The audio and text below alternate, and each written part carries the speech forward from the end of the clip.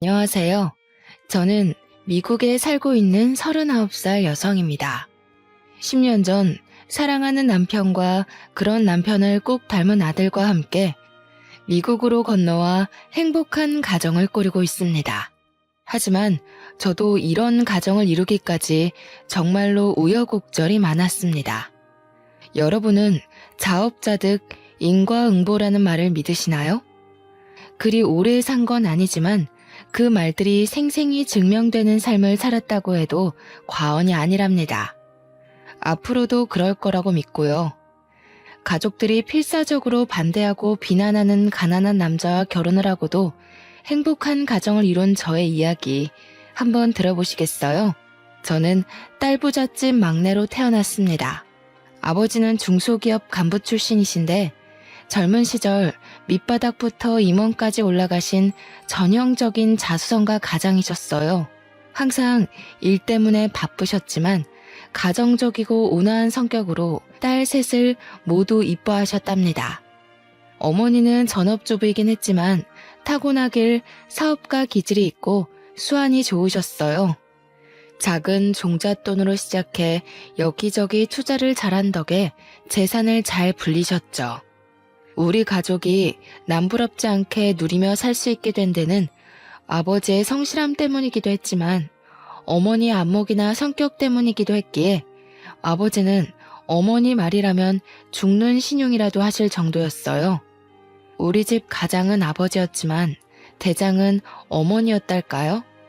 어머니는 기가 센 것도 아니고 목소리가 큰 것도 아니지만 어찌나 사근사근 나긋나긋 여우처럼 아빠를 잘 다루시는지 그런 어머니 덕에 우리 가족은 부족함 없이 잘 살 수 있었어요.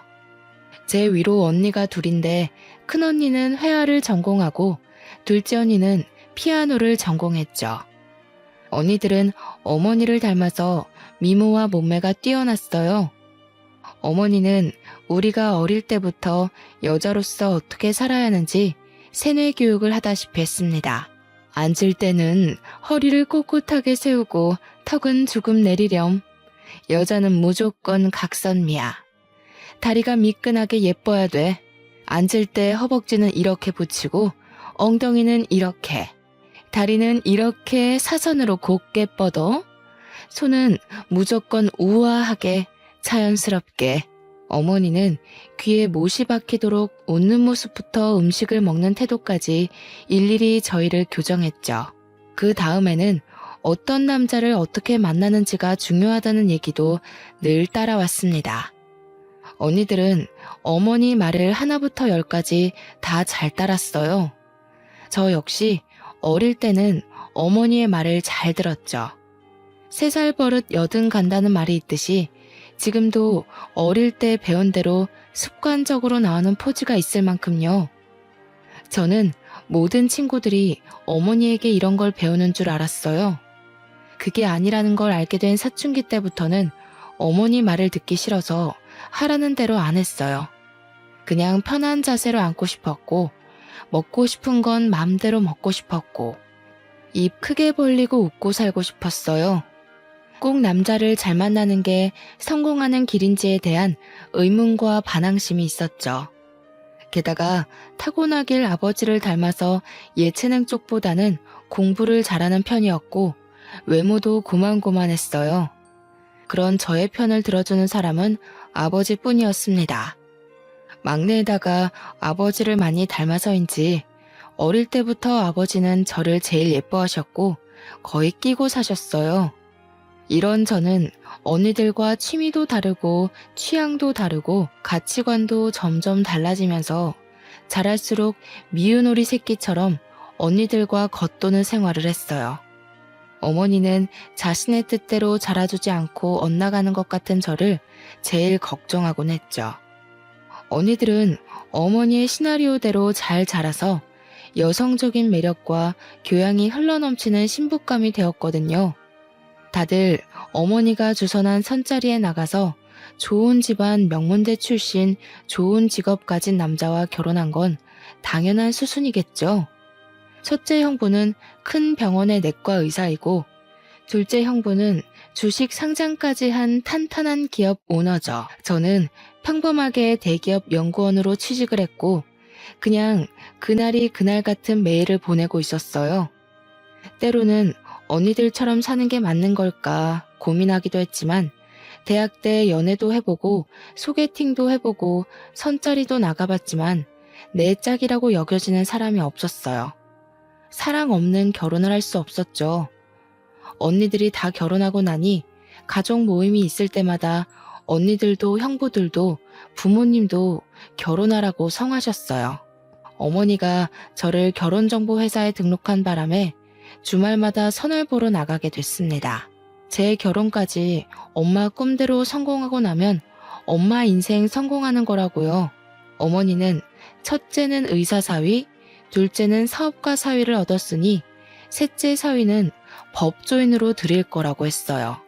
그 얘기를 할 때마다 제발 이상한 시나리오 좀 그만 쓰라고 소리치고 싶었지만 참았어요. 적당히 장단 맞춰주면서 세월 보내다 보면 어머니도 포기하는 날이 오겠지 했거든요. 매일 다람쥐 쳇바퀴 돌듯 회사 다니고 주말마다 늘 변호사 판사 만나러 가는 게 저의 일상이 되었죠. 그날도 대형 로펌 변호사와 선을 보러 나가는 길이었습니다. 지금까지는 대충 맞춰주고 헤어졌지만 이제 더는 못하겠다는 생각이 들더군요. 그냥 제 평판이 안 좋아지면 엄마도 지쳐서 그만하겠지 하는 오기가 생겨서 그냥 막 나가기로 했어요. 부동산이 어떻고 재산이 어떻고 잘난 척하는 남자 앞에서 저도 그냥 떠들어 제꼈죠. 허영심에 가득 찬 된장녀처럼 돈 밝히고 남자 밝히는 것처럼 마구 떠들었어요. 술도 안 마셨는데 작심하니 그냥 정신줄 놓게 되더라고요. 어머, 자산가시구나. 저 돈 많은 남자 좋아하는데. 이 정도 나이 먹고 알 거 다 아는 사이에 뭐 괜히 가식 떨 필요 있어요? 솔직한 게 마음에 드네요. 저 돈 많아요. 돈 많은 남자 하나 물어서 당장 일 그만두고 인생 팔자 피는 게 목표예요. 변호사 수익이 알고는 있는데 그것 가지고는 안 될 것 같아요. 그래서 정확하게 보유한 부동산이 어느 정도예요? 솔직한 것도 좋고 말씀 못 드릴 것도 없긴 한데 그래도 좀 당황스럽네요. 너무 단도직입적으로 물어보셔서. 뭐 언젠 솔직한 게 맘에 든다더니. 아니, 근데 또 돈만 많으면 나 밤이 많이 외로울 것 같은데 어쩌죠? 저 돈도 보고 몸도 봐요. 좀 보여줄 수 있어요, 오늘? 남자가 질렸다는 표정으로 입을 쩍 벌리고 벌레 보듯이 저를 보더라고요. 속으로 웃음이 났지만 얼굴에 철판을 깔아버렸어요. 아, 맞다. 오늘 안 되겠네요. 저 신상백 예약해둔 게 있어서 명품관에 가봐야 해서요. 돈도 보고 몸도 볼 날 잡아서 연락 주세요. 바이바이. 하고는 일어나서 걸어가는데 등 뒤로 뭐 저런 골빈 여자를 소개하는 거냐고 전화로 따지는 소리가 들려오더군요. 이렇게까지 해야 하는지 한숨도 나고 눈물도 살짝 나려고 하더군요. 너무 일찍 일어난 바람에 집에 가기도 그렇고 해서 전기 봉사하는 고아원에 갔어요. 제가 원래부터 아이들을 좋아했어요. 몇 년 전에 사내 봉사활동으로 사우들과 단체로 명절 선물을 들고 방문했던 적이 있었는데 그때 이후로 달마다 정기 후원도 하고 주말에 아이들 공부 가르쳐주러 자주 들렀죠. 원장님 방에 인사하러 갔는데 어떤 남자가 방을 나오면서 부딪히게 됐습니다. 그러면서 남자 손에 들렸던 사진이랑 서류 같은 게 바닥에 떨어지는 바람에 제가 미안하다고 사과하면서 주워줬는데 영어로 욕 비슷한 표현을 내뱉고 가더라고요. 안 그래도 기분이 안 좋았는데 욕까지 듣고 정말 기분이 상했지만 그래도 제가 좋아하는 아이들 만나서 공부도 가르쳐주고 같이 놀면서 마음이 많이 풀렸어요. 집에 갈 준비를 하고 나오니 비가 억수같이 내리고 있더군요. 중앙현관에서 주차장까지 뛰어가려고 심호흡을 하는데 선생님, 우산 써요. 초등 2학년짜리 남자아이가 저를 배웅해주겠다고 급하게 부르지 뭐예요. 늘 유난히 저를 따르는 아이였어요. 얼마나 귀여운지 그 작은 손에 우산을 쥐고 롤러브레이드를 신고 싱싱 달려오다가 그만 제 얼굴 앞에서 발이 잘못 걸려서 넘어지려고 하는 게 아니겠어요? 그대로 넘어지면 크게 다칠 것 같아서 아이를 잡으려다가 둘이서 껴안고 같이 흙탕물 바닥에 뒹굴고 말았습니다. 선본다고 차려입은 흰색 투피스 정장이 흙물 범벅이 되고 아이는 미안하고 놀라서 울음을 터뜨렸죠. 저는 진흙바닥에 주저앉아 완전 엉망이 되어버린 제 몰골이 웃겼던 건지 왜인지 알 수 없지만 그냥 가슴이 시원해져서 웃음을 터뜨리고 말았어요. 녀석을 달래주고 흙탕물로 젖은 옷을 대충 스카프로 닦아내고 집으로 향했습니다. 한참 운전해서 가는데 뒤따라오던 트럭이 계속 빵빵 클렉슨을 울리더니 옆으로 와서 창문을 내리고는 차 세우라고 계속 손짓을 하는 거예요. 비상등을 켜고 갓길에 세우고 내렸더니 트럭 차주도 차를 세우고 내리더군요. 아까 고아원에서 부딪혔던 남자였습니다. 알고 보니 제 차 뒷바퀴가 펑크나서 휠까지 주저앉기 직전이었어요. 어쩐지 차가 이상하게 흔들리더라니. 오늘은 꽤나 유별난 하루처럼 여겨졌습니다. 고맙다고 인사하고 차에 타서 보험 출동 서비스를 부르고 기다리는데 한참을 안 가고 뒤에 서 있던 트럭에서 남자가 다시 제 차로 오더군요.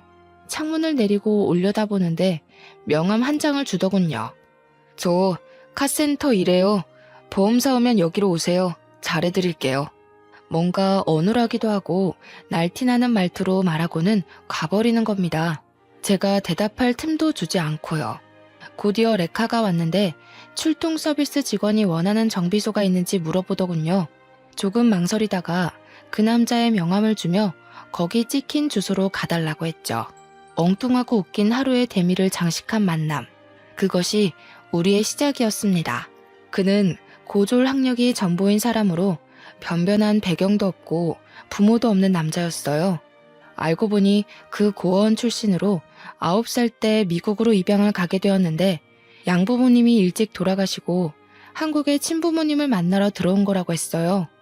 20살 되던 해부터 친부모를 찾으려고 매년 한국을 방문했었고 3년 전에는 아예 한국을 들어와서 아는 형 카센터에서 정비사로 일하고 있었어요.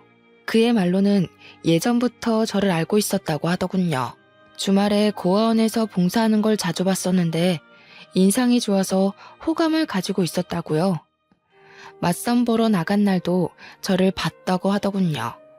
남자는 친어머니랑 연락이 닿아서 그 호텔에서 만나기로 약속을 하고 기다리고 있었는데 제가 그 옆 테이블로 와서 앉더라는 겁니다. 우연히 호텔에서 보고 반가워서 인사할 뻔했다고요. 그런데 그 옆에서 제가 된장녀 짓을 하는 걸 보고 들으며 정이 뚝 떨어졌다고 하네요. 그날 만나기로 했던 친어머니는 나오지 않았고 대신 다른 사람을 보내서 편지만 전달했다고 합니다. 그 편지에는 미안하다고 연락하지 말아달라는 내용이 적혀 있었다고 해요. 그날 정말 너무 슬펐는데 고아원에서 저를 또 보게 된 거예요. 명품관 간다고 큰 소리치고 일어나더니 고아원에 와서 애들이랑 노는 걸 보고 오해했다는 걸 알았다고 해요. 자기가 정말 아끼는 고아원 아이가 넘어질 때 제 몸 사리지 않고 아이를 보호하는 걸 보고는 정말 반했다 하더군요. 하루 동안 우연히 2번 만났는데 한 번 더 만나면 사귀자고 하기로 결심을 했대요. 그러다 우연히 한눈에 봐도 바퀴가 주저앉아 위태로워 보여서 알려주려고 옆으로 갔는데 차창을 내리는데 제가 있었다고요. 우연 같은 만남을 시작으로 그 남자와 자주 만나 서로를 알아가게 되었습니다. 그는 저에게 정말 헌신적으로 잘해주었습니다. 하나부터 10까지 저희 너무 잘 맞았어요.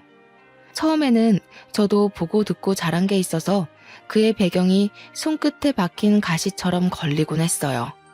저도 그냥 적당히 속물적이고 세속적인 평범한 여자일 뿐이에요. 하나부터 10까지 그동안 만나본 적 없는 종류의 사람이다 보니 자동 반사적으로 저울질이 되긴 하더라고요. 하지만 알아갈수록 그 남자의 인간성과 성실함과 진실함에 그를 정말 사랑하게 됐습니다. 그와 연애하면서 어머니가 주선하는 선자리는 다 거절했죠.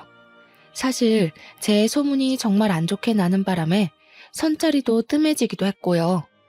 결국 부모님께 사귀는 사람이 있다고 선언하게 되었습니다. 어머니는 사귀는 걸 왜 숨겼냐며 어떤 집안 남자냐, 뭐 하는 남자냐, 무슨 대학 나왔냐, 부모님은 뭐 하시냐 질문 공세를 퍼부었죠. 아니요, 엄마. 그 사람 대학도 안 나왔고 부모님도 안 계시고 모아둔 돈도 별로 없고 카센터에서 정비사로 일하는 사람이에요. 9살 때 미국으로 입양 갔는데 일찍 돌아가시고 혼자 자라서 얼마 전에 한국 들어왔대요. 어머 어머 어머, 기막혀. 너 저번에 선보러 가서 미친 짓 하고 왔다는 소문 건너 들었다. 내가 고개를 들고 다닐 수가 없어, 이거 사. 진짜 미쳤나봐 얘가. 너 어디 아프니? 그래, 아파서 그런 거야. 내일 당장 예약할 테니까 엄마랑 신경정신과 한번 가보자. 엄마, 나 안 미쳤어요. 헛소리 아니고 진심이야. 그 사람 한 번만 만나보고 얘기해요. 정신 차려, 이거 사. 금이야 오기야 키워놨더니 엄마한테 돌려주는 게 결국 이런 수치심이야? 말로만 들어도 부끄럽고 입 밖으로 내기도 부끄러운데 어딜 한번 만나보라 얘기를 해. 내가 그런 사위 이 집에 들일 것 같아? 엄마, 사람한테 어떻게 그런 말을 해. 뭐가 부끄러워, 뭐가. 그 사람이 무슨 부끄러운 짓을 했고 뭘 잘못했다고. 엄마가 뭔데 함부로 부끄러워해? 내가 오히려 그 사람한테 부끄러워. 엄마 때문에 부끄럽다고. 뭐? 뭐가 어쩌고 어째? 태어나서 처음으로 어머니께 뺨을 맞았어요. 저도 너무 화가 나서 어머니께 대들고 말았죠. 어머니의 분노는 상상을 초월했습니다. 노발대발하시던 어머니는 그날로 알아놓으셨고 소식을 듣고 찾아온 언니들도 저를 한사코 뜯어 말렸습니다. 못 들을 말도 많이 들었어요. 자기들보다 외적으로 떨어지는 제가 자격지심 때문에 그런 남자를 택한 것 같다며 미안하다며 울지를 않나. 차라리 집안에 먹칠하지 말고 그냥 평생 혼자 살라고 하질 않나. 저도 너무 큰 스트레스로 원형 탈모까지 생겨버렸어요. 그런 난장판 속에서도 아버지는 묵묵히 제 편이 되어주셨어요. 얼마나 든든했는지. 그런 아버지가 아니었다면 저는 버티기 힘들었을지도 몰라요. 돌아누워 뜻을 굽히지 않는 어머니 옆에서 몇 날 며칠을 설득해 주셨고 그래도 강경한 어머니께 차라리 자신과 부부의 인연도 끊자고 막내딸 안 보고는 못 산다고 하시는 아버지의 엄포에 결국 어머니가 두 손을 들었다고 합니다. 아버지 덕에 결혼식을 치를 수 있었지만 큰 축복이 가득한 결혼식 내내 눈물바람인 어머니 덕에 결혼식장이 아닌 장례식장 같았죠. 신혼여행도 조촐하게 제주도로 다녀와서 인사드리러 간 날 언니 형부들도 모두 와 있었습니다.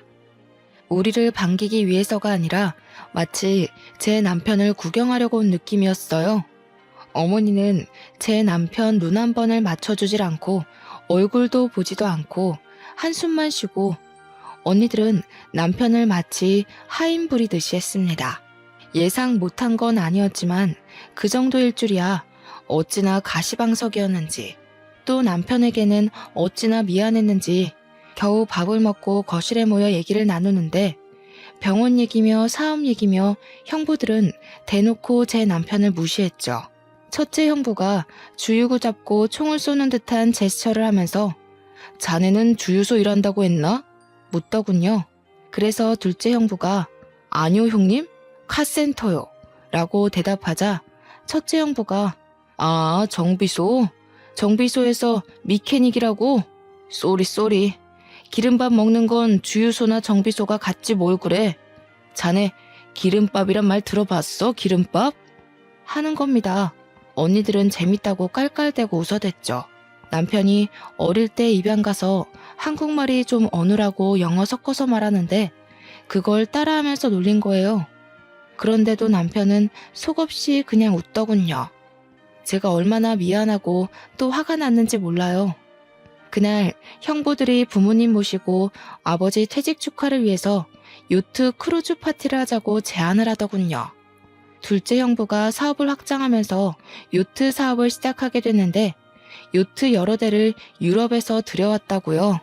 지난달에 도착해서 점검이 모두 끝났고 시승식도 완료했고 요트 운전 자격증도 미리 따둬서 본인이 운전할 예정이니 그중에서 제일 멋진 요트에서 파티를 하자고요. 올해 공들여서 준비했던 요트 크루즈 사업이 이제 시작 단계에 있습니다. 아버님, 요직은 퇴직 후부터 또 제2의 인생이라고들 하지 않습니까?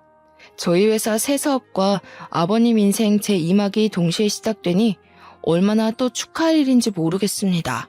제2의 인생 멋들어진 요트에서 함께 시작하시죠. 아유, 우리 김서방 대단하다 대단해.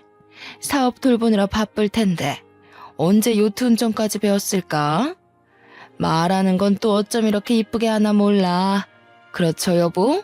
그래, 고맙네 김서방. 참 내가 복이 많네. 아닙니다 아버님 어머님. 제가 당연히 할 일인데요. 이가 척을 얼마나 생각하는지 몰라. 이번에 요트 크루즈도 시댁 어른들보다 우리 아빠 엄마를 먼저 챙기는 거 있지? 예, 누가 들으면 김서방만 사위 노릇 제대로 하는 줄 알겠어? 우리 민지 아빠는 뭐 우리 집에 못하니? 아 언니, 형부가 우리 집에 못한다는 게 아니라 이 사람이 잘한다는 얘기지. 누가 형부가 못한다 그랬어? 안 그래도 며칠 전에 엄마한테 들었어. 형부가 아빠 엄마 건강검진 프리미엄 코스로 예약해드렸다면서? 엄마가 전화 와서 얼마나 자랑을 하는지. 형부, 제 귀에 피나는 줄 알았어요.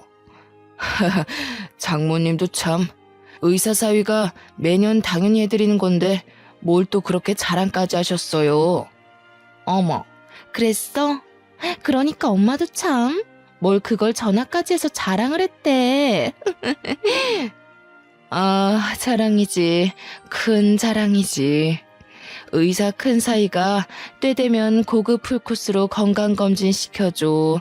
사업가 둘째 사이가 사업도 승승장구하고 때마다 좋은 구경 시켜줘. 내가 우리 사위들 자랑하고 싶어서 친구들 더 만들 판이네. 어쩌면 이렇게 사위 복이 많아서 얼마나 감사해. 얼마나 좋아. 어머님, 총 쏘는 셋째 사위도 있지 않습니까? 형님, 주유소가 아니라 정비소라니까요. 아, 그랬어? 자꾸 헷갈리네. 이러나 저러나 기름밥 먹는 건 똑같다니까. 그 조크는 들어도 웃기네. 다들 그날의 계획으로 이야기꽃을 피우고 어머니는 아예 제 남편을 등지고 앉아서는 형부들에게 우리 사위들 덕에 호강한다며 좋아하는데 우리 부부만 덩그러니 외로운 섬처럼 앉아 있었습니다. 아니, 모르겠어요. 그냥 남편은 그저 조용히 미소만 띠고 있더군요. 거의 득도한 사람인 줄 알았다니까요. 저는 무슨 정신으로 집으로 돌아왔는지 모르겠어요. 남편에게 정말 미안했는지 제가 미안하다는 말을 꺼내기도 전에 미안하단 말 하지 말라고 하더군요. 그냥 저를 만나고 저의 가족이 되어서 세상에 유일한 자기 편인 제가 있어서 감사하다고요. 부모님과 언니들과도 진짜 가족이 된다면 정말 좋겠지만 그런 욕심 안 부린다고요. 그 말에 저는 또 얼마나 울었는지 몰라요. 다시는 가족 모임에 가고 싶지 않았지만 요트 크루즈에 참석하게 되었습니다. 아버지 퇴직 축하 가족 모임이었기에 빠질 수가 없었어요. 날씨도 좋고 바람도 적당하고 모든 것이 완벽한 날이었어요. 바다 멀리까지 요트를 띄웠죠. 우아한 음악이 흘러나오고 샴페인과 신선한 음식들까지. 부모님도 선베드에 누워 즐기시며 사위 덕에 호강한다고 얼마나 좋아하셨는지요. 형부들도 자기들끼리 주식 얘기며 정치 얘기며 그들만의 세상에 있었습니다. 저희 부부만 거기 끼지 못하고 서 있는데 형부들이 마치 종업원을 대하듯이 손짓으로 남편을 부르는 겁니다. 배 안에서도 제 남편에게 심부름을 시키더군요. 어이, 따로 칠링해둔 샴페인 좀 더 가지고 와. 저 뒤로 돌아가면 있을 거야. 저기 일하는 분들도 계신데 왜 저한테. 가족끼리 어울리는데 막내 사이가 그 정도는 알 수 있지. 꼭 일하는 사람이 해야 하는 일은 아니잖아. 이거 우리랑 어울린다고 자네 급도 같이 올라갔다고 생각하는 건가? 그래서 이제 할 일 못할 일 구분하는 건가? 그게 아니라 저를 일하는 사람으로만 생각하시는 것 같아서요. 아이, 사람 참. 자네, 자격지심이 심한 것 같네. 근본이 없어서 그렇죠 뭐. 하여간 없는 것들은 이래서 피곤해. 순수하게 가족으로 대해주려고 해도 피해의식으로 곡해를 한다니까. 아, 하기 싫으면 관두라고. 아닙니다. 제가 가지고 오겠습니다. 남편에게 하지 말라고 얘기하려고 걸어가는 순간 갑자기 예고 없던 돌풍이 불었습니다. 파도가 치면서 배가 마구 흔들렸고 테이블에 있던 그릇들이 와장창 쏟아져 깨질 정도였어요. 갑판 위는 삽시간에 난장판이 됐죠. 저도 넘어질 뻔하며 기둥을 붙잡고 멀미 때문에 몸을 숙였습니다. 가족들 모두 멀미의 구토감을 느끼며 선실 안으로 대피했어요. 그때 형부들은 자기 몸 사리느라 각자 혼자 뛰어들어가는데 제 남편은 배가 흔들릴 때 넘어지신 아버지를 둘러엎고 어머니를 모시고 저까지 챙겨서 선실로 들어갔어요. 뒤따라 들어온 언니들이 형부들에게 자기만 살겠다고 주랭랑을 치냐고 욕을 하더군요. 형부들은 뚱한 표정으로 겸연쩍어 하면서 제 남편을 노려봤습니다. 둘째 형부가 운전실로 뛰어들어갔는데 배는 파도에 요동칠 뿐 앞으로도 뒤로도 움직이질 않았습니다. 정박했던 배를 돌려서 돌아가려고 하는데 거센 바람 때문에 배가 형부 뜻대로 운전이 안 되는 거였죠. 이리저리 마구 흔들리긴 하다가 갑자기 굉음이 들리더니 요크 시동이 꺼져버렸습니다. 배 한가운데서 요트가 고장나버린 거예요. 다들 발을 동동 구르며 멀미하며 겁에 질려있는데 제 남편이 손을 보겠다고 나서더군요. 둘째 언니는 이게 얼마짜리 요트인지 알기나 하냐며 나설 때와 안 나설 때 분간을 못한다고 소리쳤습니다. 둘째 형부는 요트 타본 적이나 있냐며 빈정거렸고요. 코웃음 치며 미심쩍어 하는 가족들이었지만 급박한 상황이라 뭐라도 해야 했기에 남편이 요트 보는 걸 허락해주더군요. 남편이 기계실에서 살펴보더니 무리한 조작으로 엔진이 과열되어 시동이 꺼진 것이며 임시 조치하면 잠깐 쓸 수 있을 거라고 하더군요. 그러면서 첫째 형부를 시켜 정비 도구를 찾아오라고 하는 겁니다. 급한 마음에 곧이곧대로 정비 도구를 찾아서 갖다 바치는 형부를 보니 그 와중에도 통쾌해서 웃음이 났어요.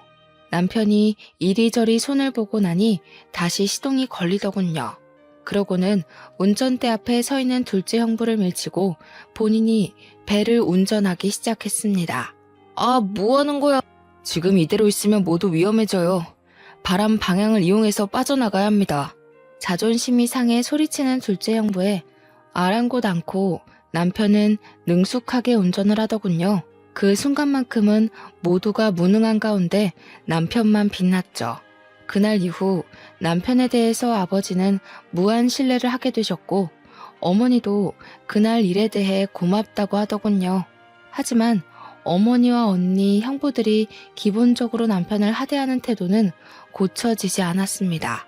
어머니는 그날 일에 대해서 군뱅이도 구르는 재주가 있다는 식으로 말하며 칭찬했습니다.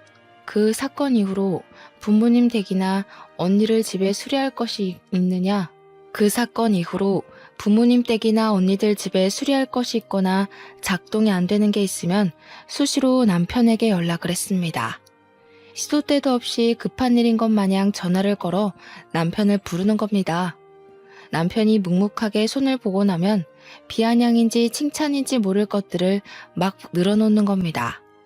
군뱅이도 구르는 재주가 있다고 손재주 하나는 기가 막힌다며 역시 정비사라 그런가 기가 막히게 잘 고쳤다는 둥, 수고했다는 둥, 우리 집에 꼭 필요한 사람이라는 둥, 저와 가족의 관계 때문에 그런 말을 묵묵히 듣고만 있는 남편을 보니 너무 마음이 아팠어요. 너무 바보처럼 착한 사람이었습니다. 그 사람을 지켜주고 싶었어요. 저는 남편에게 가족과 관계를 끊겠다고 선언했어요. 이렇게 자연스럽게 친정집과의 왕래는 점점 줄어들었고 특별한 행사가 없으면 부모님도 언니들도 만나지 않게 되었어요. 가끔 아버지만 따로 모시고 함께 식사를 했었죠. 그러던 어느 날 아버지의 전화가 걸려왔습니다. 수화기 너머로 아버지의 힘없는 목소리가 들려왔어요. 연희야, 어쩌면 좋으냐? 빠, 무슨 일이세요? 왜 그러세요? 어디가 편찮으세요? 우리 집이 다 넘어가게 생겼어. 어머니가 아버지 몰래 온갖 돈을 다 끌어모아 투자했던 사업이 수백억대의 사기였고, 사기꾼은 이미 해외로 도주하여 한 푼도 건질 수 없게 되었다는 청천벽력 같은 소식이었습니다. 하루 사이에 길거리에 나앉게 되고 집 곳곳에는 압류딱지가 붙었다고 했습니다.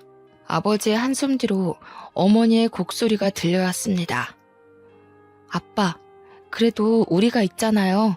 걱정 마세요. 다 큰딸 셋이 있고 든든한 사위가 셋이 있는데 뭘 걱정하시는 거예요. 큰언니랑 둘째 언니는 뭐래요? 내심 언니들이 부모님 사실 거처는 마련해 드릴 거라 생각했는데 아버지는 답이 없으셨습니다. 아마 저에게 연락하시기 전에 언니들에게 먼저 연락을 하셨을 텐데 아무 답이 없으신 걸 보면 이상했어요. 언니들에게 연락하니 둘 다 나 몰라라 하였습니다. 첫째 언니에게서는 의사가 벌면 얼마나 번다고 그러냐며 애들 교육비만 해도 매달 수백이 드는데 부모님까지 어떻게 건사하냐는 답이 돌아왔습니다. 기가 막혀서 말도 안 나오더군요. 둘째 언니에게서는 엄마 때문에 남편과 부부싸움까지 했다며 엄마 탓을 하는 푸념을 들어야 했습니다. 달면 삼키고 쓰면 뱉는다는 게 이럴 때 하는 말일까요? 저도 엄마가 미웠지만 엄마보다 더한 언니들이 더 미웠습니다.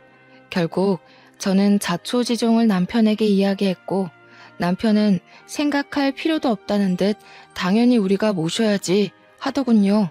부모님께 큰 방을 내어드리자며 부모님을 위해 새롭게 꾸미자고까지 하더군요.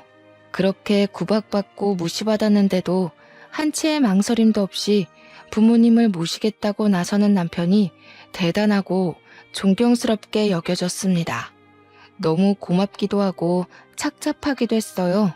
저와 남편이 사는 방 2개짜리 작은 신혼집에 부모님이 들어오시던 날 아버지와 어머니는 남편 앞에서 고개를 들지 못하셨습니다. 부모님을 위해 마련한 안방에 2분을 모시고 갔어요. 2분을 따뜻한 방에 앉게 하고 남편과 저도 마주 앉았습니다. 자네에게 정말 면목이 없네. 정말 너희에게 미안하다. 장인어르신, 장모님, 2분께는 슬프고 마음 아픈 날이지만 너무 슬퍼하지 마세요. 오늘이 저에게는 참 기쁜 날입니다. 저희 집에 한 번도 안 오셨던 장모님이 처음 오신 날이잖아요. 아이고, 기쁜 날이라고 말해주니 너무 고맙네. 내가 이렇게 신세를 지게 될 줄을 모르고 너무 고맙고 미안해. 한국에서 결혼을 할 때도 신혼여행 다녀와서도 어른들께 절을 한다고 하던데 그래서 절하는 것도 배워서 연습도 많이 했는데 한 번도 못했어요. 사위가 장인어르신과 장모님께 절을 하는 첫날이니 저는 참 기쁩니다. 종이에 써서 읽기 연습을 해가며 외운 말을 남편이 또박또박 말하자 부모님은 말없이 눈물을 흘리셨습니다. 간소한 결혼식에 패백도 하지 않았고 신혼여행 다녀와서 절하려는 남편을 은근슬쩍 피하셨던 것이 남편에게도 상처로 남은 모양입니다. 절하는 연습까지 했다는 걸 저도 그날 처음 알았는데 가슴이 미어졌어요. 저와 남편은 처음으로 부모님 앞에서 절을 올렸습니다. 저는 그동안의 서름과 남편에 대한 고마운 마음, 부모님에 대한 연민이 한꺼번에 북받쳤어요. 절하는 저희도 울고 부모님도 우셨어요. 절을 끝내고 남편이 2분께 다가가 손을 잡고 이제부터는 2분을 낳아주신 친부모님으로 생각하겠다고 말했어요. 어머니와 아버지도 이제부터는 사위를 아들로 여기고 살겠다고 아들에게 평생 갚으며 살겠다고 하시더군요. 제 남편을 아들이라고 부르시는 부모님 목소리에 그동안의 응어리가 녹아내리는 듯하며 하염없이 눈물이 났습니다. 그날 밤 부모님과 저희는 얼싸안고 얼마나 울었는지 모릅니다. 그 뒤로 부모님은 제 남편을 아들이라고 부르십니다. 그렇게 부모님을 모시고 살던 어느 날 남편이 미국에 정리할 것이 있다며 잠깐 다녀오겠다고 하더군요. 매일 전화통을 하긴 했지만 곧 돌아온다던 남편이 몇 개월 동안 돌아오질 않고 무엇을 하고 있는지 말도 해주지 않으니 저도 점점 의심이 생겼어요. 혹시 이 남자도 우리 집이 망해버려서 볼 것이 없어지니 도망을 간 건가? 하는 못된 의심이요. 그도 그럴 것이 정확히 미국 어디에 있는지도 말해주지 않고 찾아가겠다고 해도 조금만 기다려달라고 하고 무엇을 정리하고 있는 것인지도 말해주질 않았거든요. 때로는 연락이 잘 되지 않을 때도 있었습니다. 불안해하는 저를 다독여준 건 오히려 부모님이었어요. 그는 그럴 사람이 아니라며 남편 편을 들어주시더군요.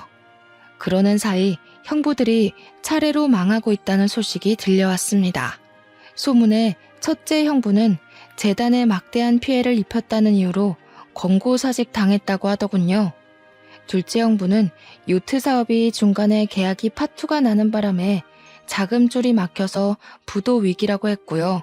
이 소식도 당장 돈이 급해진 큰언니와 둘째 언니가 혹시나 부모님께 받을 게 없나 해서 연락을 해온 덕에 알게 됐죠. 내칠 때는 언제고 받을 것 챙기려고 연락을 해온 언니들이 야속하기만 했습니다. 남편이 수개월 만에 미국에서 돌아오던 날 어머니는 오전 내내 부엌에서 정성껏 음식들을 준비했어요. 온종일 잔치가 열릴 것처럼 온 동네 맛있는 냄새가 진동을 했죠. 거의 뷔페처럼 한식 요리를 준비하는데 남편이 뭘 좋아할지 몰라서 다 준비하신다며 웃음이 만발했습니다. 아이고, 우리 아들 왔어? 우리 아들. 남편이 집에 들어왔을 때는 저보다 먼저 달려나가 정말 신발을 신지도 않고 버선발로 현관에서 남편을 맞이했어요. 그러고는 남편 앞에 선 어머니도 뒤따라 나간 저도 아버지도 뭔가 낯선 남편이 어색해 한참을 마주봤습니다. 결혼식 때 말고는 본 적 없는 말끔한 정장 차림에 고급진 가죽 서류 가방을 들고 헤어스타일까지 단정해진 남편 모습이 의아하면서도 아주 멋져서 탄성을 질렀죠. 남편은 그냥 웃으며 아주 맛있는 냄새가 난다며 배고프다고 너스레를 떨었습니다. 뭔가 변한 듯한 남편의 모습이 조금 낯설었지만 싫지만은 않았어요. 식탁에 둘러앉아 점심 식사를 시작할 무렵 초인종이 울렸습니다.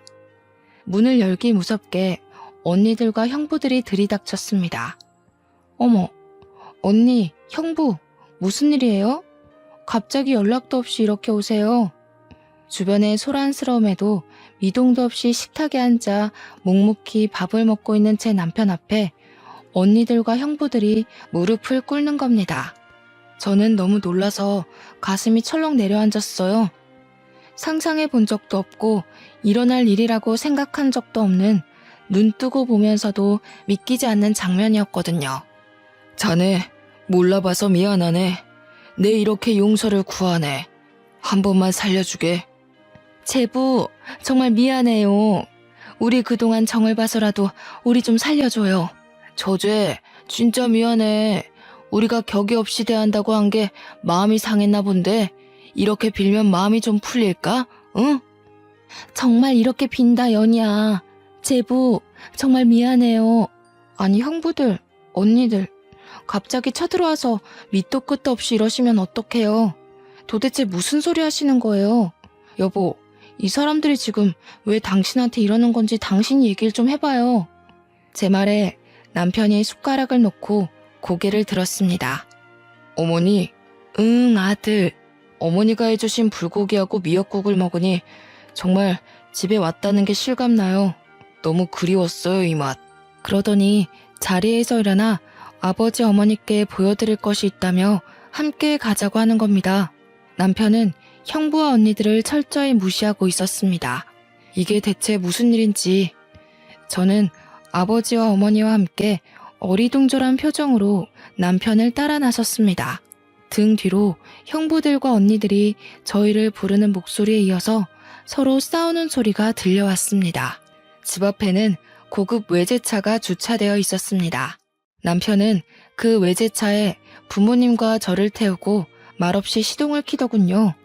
남편이 운전하는 차를 타고 가는 동안 그간의 자초지정을 들려주었습니다. 남편의 양아버지의 아버지, 즉 양할아버지가 미국에서 요트 사업을 하는 대부호였다는 겁니다. 양부모님이 일찍 사고로 돌아가시고 할아버지께서 남편을 키워주셨고 남편이 성인이 되고 사업을 물려받으라고 하셨습니다.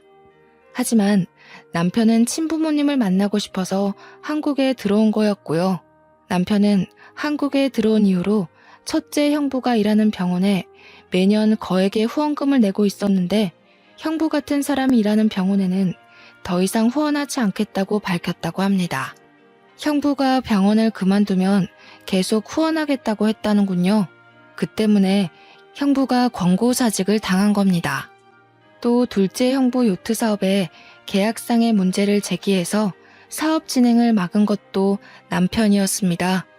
형부가 계약한 유럽의 요트 회사가 미국 기업의 자회사였다는군요. 그 사실을 알게 된 형부들이 남편에게 싹싹 빌러 찾아왔던 겁니다. 저와 부모님은 상상도 못한 이야기에 너무 놀라 말이 나오질 않았습니다. 이 엄청난 이야기를 그냥 담담하게 전하는 남편의 모습과는 대조적으로 부모님의 얼굴은 충격과 놀라움으로 붉어져 있었어요. 저 역시 갑작스럽게 들은 이야기가 믿어지지 않아서 제 허벅지를 꼬집어 보았어요. 그러는 동안 어느 공기 좋은 곳에 위치한 고급진 전원주택 앞에 당도했습니다. 부모님께 드리는 선물이라고 했습니다. 아버님, 어머님, 아무 걱정 마시고 이제 이곳에서 편안하게 사세요. 그동안 제 신분을 속여서 죄송합니다. 아니, 이게 꿈이야 생시야. 대체 이게 다 무슨 일인지 믿어지지가 않네. 남편은 자신의 재산만 보고 다가오는 사람이 많아서 사람을 믿지 못했다고 합니다. 학교도 졸업 못하고 입양아에 가진 것도 없는 자신을 봐준 유일한 사람이 저였다고 해요. 아무것도 가진 것이 없지만 그냥 사람으로 사랑해준 저에게 뭐든지 해주고 싶었다고 합니다. 놀라움의 연속이었습니다. 제가 원하는 건 오직 그 사람뿐이었는데 너무 많은 것을 받았어요. 저는 심성이 고운 그 사람을 험한 세상에서 지켜주고 싶었는데 오히려 그 사람이 저를 지켜주네요. 어머니는 펑펑 눈물을 흘렸습니다. 아이고 아들아, 고맙고 고맙다. 하지만 나는 이걸 받을 자격도 염치도 없구나. 어머니, 연희를 낳아주신 어머니이시니 그리고 이제 저희 어머니이시니 받으실 자격이 되고 말고요. 옛일은 모두 잊으시고 우리 이제 앞으로 행복하게만 살아요. 어찌 있겠니? 내가 정말로 미안하다. 잘못했다. 것 없고 능력도 없다고 모질게 대한 것 내 평생 사과하며 반성하며 살아갈게. 싫은 내색 한 번을 안 하고 다 맞춰주면서 얼마나 마음고생을 했을까. 내가 아들한테 한 짓을 생각하면 혀 깨물고 죽고 싶은 심정이다. 어머니, 그런 말씀 마세요. 상처가 될 때도 있었지만 제 곁에는 연희가 있고 또 아버님께서 늘 제 편을 들어주셨어요. 그래서 저는 정말로 괜찮아요, 어머니. 난 연희 아빠랑 연희에게도 정말 면목이 없다. 고개를 들 수가 없어. 여보, 당신 말이 맞았어.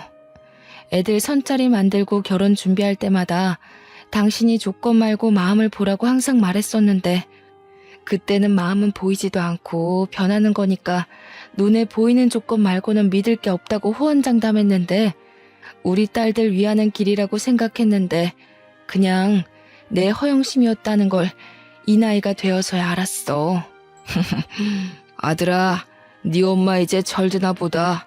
여보, 이런 나를 데리고 평생 살아줘서 고마워. 여보, 정말 미안해.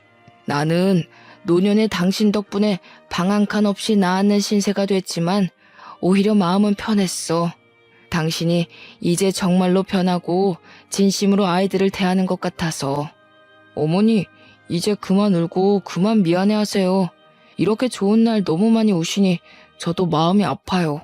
그럼아, 이제 울지 않을게. 너무너무 고맙다. 내 평생 감사하며 갚는 마음으로 살아갈게.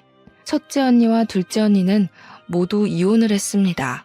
알고 보니 형부들은 모두 우리 집의 재산을 보고 결혼을 했던 거더군요. 의사인 큰형부는 처가에서 개인 병원을 내줄 것으로 생각하고 그동안 장인 장모에게 공을 들였던 건데 한순간에 처가가 망한 데다 본인도 병원에서 쫓겨나게 된 건 모두 큰언니 때문이라며 거액의 위자료 청구 소송을 했지만 패소했습니다. 큰언니는 입시 미술학원 강사로 일하며 생계를 유지하고 있다고 들었습니다. 둘째 형부도 처가 재산을 믿고 무리한 사업 확장을 했던 건데 처가에 손 벌릴 수 없게 되고 요트 사업마저 불발되는 바람에 부도가 나 한순간에 길바닥에 나앉게 되었습니다. 잦은 부부싸움 끝에 합의 이혼을 했다더군요. 둘째 언니는 저희 남편이 부모님께 마련해드린 집에서 눈칫밥을 먹으며 더부살이하고 있어요. 사실 언니들이 저와 남편이 부모님께 해드린 노후자금에 기대서 살고 있다는 걸 전부터 알고 있지만 그래도 혈육이 뭔지 부모님 생각해서 모른 척하고 있습니다. 저와 남편은 그 후 고아원에서 9살 남자아이를 입양하였습니다. 바로 저와 비오는 날 부딪혀 흙탕물에 뒹굴었던 그 아이죠. 평소 저를 많이 따르고 좋아했었고 저도 늘 마음이 가던 아이였는데 남편 역시 본인이 입양될 때 나이와 같아서인지 늘 눈에 많이 밟혔다고 하더군요. 여러분은 입양에 대해서 어떻게 생각하시는지 모르겠어요. 저는 사실 입양은 대단한 사람들이 하는 일이라고만 여겼어요. 여러 해 동안 고아원에서 봉사활동을 하면서도 입양을 생각해 본 적은 없었는데 남편의 불우했던 어린 시절을 극복할 수 있었던 건 양부모님을 만나 짧지만 행복했던 유년 시절을 보낸 덕이라고 했던 말에 입양을 결심하게 되었습니다. 갓난아이를 데리고 올 줄 알았는데 막상 고아원에 갔을 땐 벌써 9살인 그 아이 생각만 나더라고요. 남편도 그 아이를 만날 때마다 양자 삼고 싶은 마음이 있었는데 차마 제게 말하진 못했다고 했어요. 제가 먼저 입양을 제안했을 때 너무나도 기뻐했어요.